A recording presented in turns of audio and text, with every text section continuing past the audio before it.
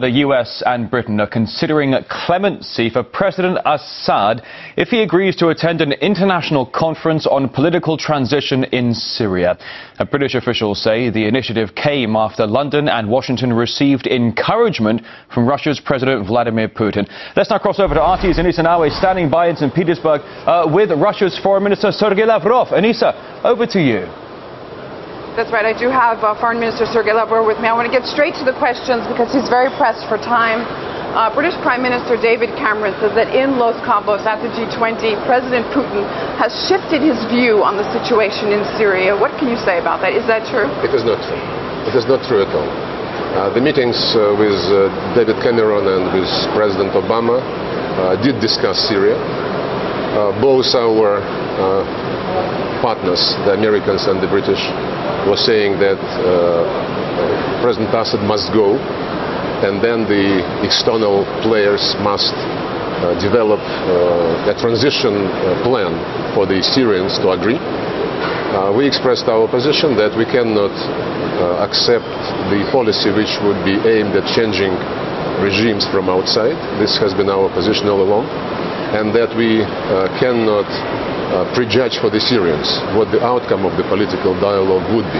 We strongly support the political dialogue, we strongly support the efforts to stop the violence, and we suggest that for this purpose all external players should lean on the Syrian party on which they have influence and thus persuade them to withdraw from the cities, both the government and the armed groups of the opposition, and to sit down and to have a dialogue, but without prejudging from outside what the substance and results of this dialogue might be. It's for the Syrians to decide. So I've seen the statement by Prime Minister Cameron that President Putin shifted his position after meetings in Los Cabos. It is not true at all. All right, I want to get your opinion on these rumors. I apologize. Actually, President Putin was asked in Los Cabos itself at his final press conference about his position on Syria, and he expressed it exactly the way he did with David Cameron and with Barack Obama. Now, something that has shifted are these reports that we're hearing about clemency for Assad if he steps down from the West, some kind of immunity. How would Russia react to that? I would just repeat what I said. It's for the Syrian people to decide who should rule them, how they would live. The main thing for the external players is to ensure that they all sit down at a negotiating table and develop the future for their country where the minorities, majority, would feel safe and will feel included in the political system. Otherwise, the groups which now support President Assad, and there are quite a number of groups who do so, would become, in the opposition to the ruling majority, and the war and violence would continue, but the positions of the participants would be shifted. This is not what we want for the Syrians. This is something which might happen if people insist on one-sided approaches to the crisis, and if people insist on imposing something on the Syrians. Some would argue that that was the case in Libya, which I want to just ask you one quick question about. 100 people killed just this week alone. Obviously not what a lot of people thought they were fighting for, what the West thought it was getting involved in, how it would develop. But is that the same fate that Syria holds if there is some kind of intervention?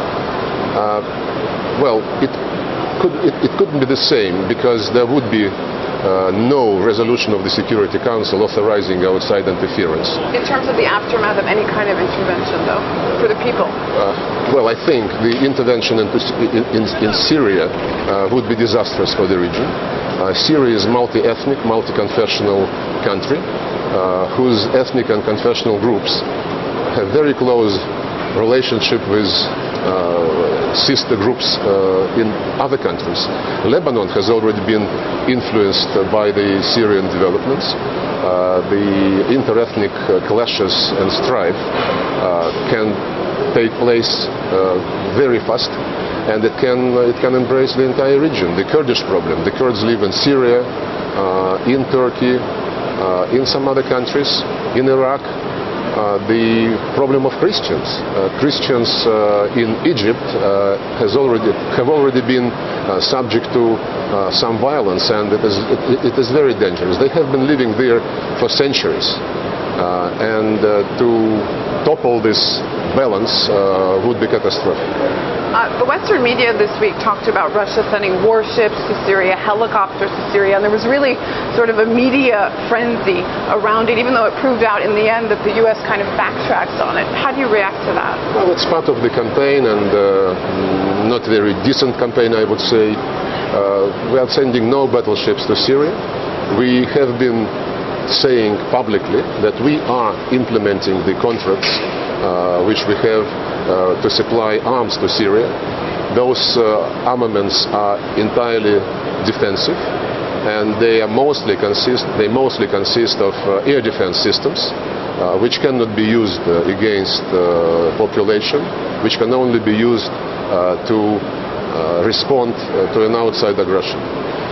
The ship which is being discussed these days indeed was carrying air defense systems, and it was carrying 3 helicopters which have been repaired in Russia under the contract signed in 2008. Those are Soviet helicopters, and they have been in Syria from Soviet days. And in 2008 there was a contract to repair them. And this was done, and the helicopters were being shipped on board the vessel, and they are still to be assembled. You know, when they are delivered, they have to be assembled, and the entire process will take not less than 3 months.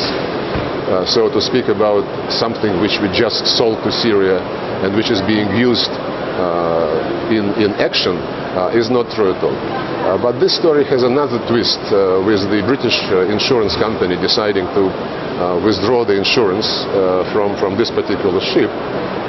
You know, it's a testimony that the insurance system of Great Britain is not reliable, because they were citing the sanctions imposed on Syria unilaterally by the European Union, which means that anyone, any country, any company of a country who is not violating any international rules, who is not violating any Security Council resolutions, might be subject to exterritorial application of somebody else's unilateral sanctions.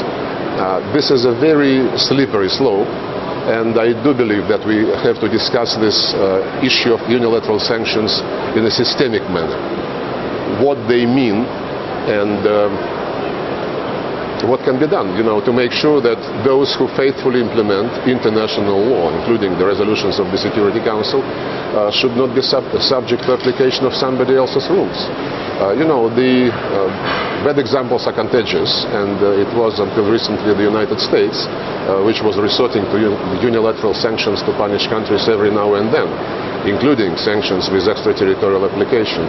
Now, unfortunately, the European Union is taking the clue and beginning to use sanctions in a unilateral manner more and more, including against Syria, but also in some other cases.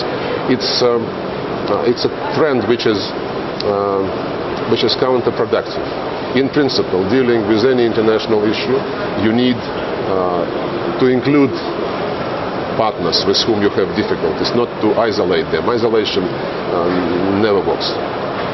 Foreign Minister Sergei Lavrov commenting on the situation in Syria and confirming here in RT that statements by British Prime Minister David Cameron that Russia has shifted its position are clearly not the case. Back to you.